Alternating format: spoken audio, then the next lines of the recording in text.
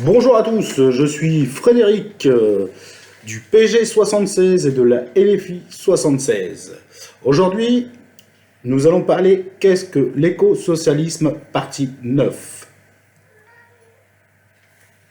qui fait partie des 26 thèses pour l'écosocialisme fait par le parti de gauche La Planète en commun.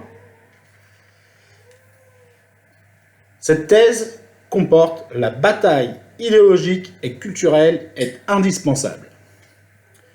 Le projet écosocialiste mène un combat idéologique et culturel par l'école publique, la réappropriation des arts et de la culture, par l'éducation populaire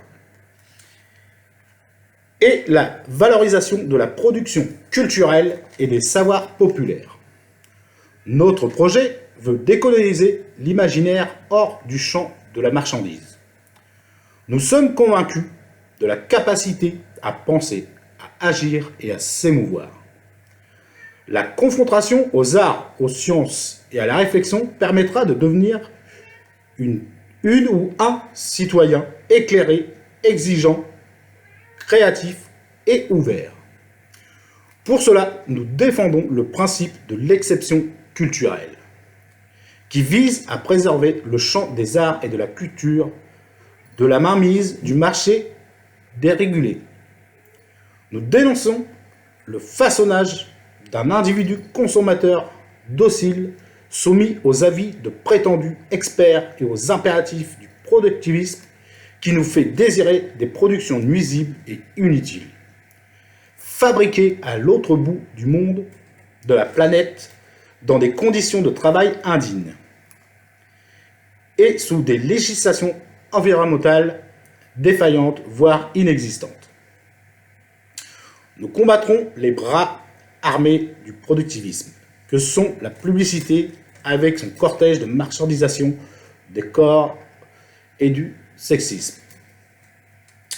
La mode et les médias relayés par les organismes de crédit qui nous conditionnent et nous soumettent à une injonction d'achat et de gaspillage permanent.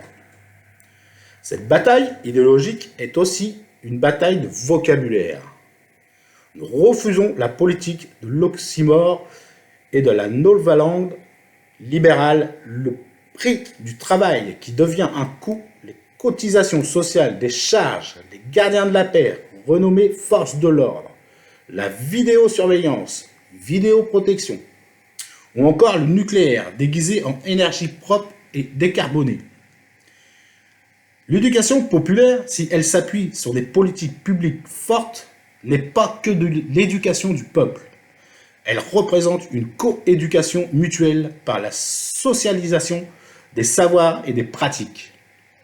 Plus encore, c'est tout un nouvel imaginaire qui nous incombe de dessiner et de partager pour rompre avec le récit néolibéral. En plus des mots, images et récits alternatifs que nous portons. Cela passe par l'engagement fort auprès des professionnels de la culture. Ceci était la partie 9 de l'écosocialisme. La prochaine vidéo, partie 10, sera consacrée à l'eau, un bien commun indispensable pour la vie et l'intérêt général. Merci à vous.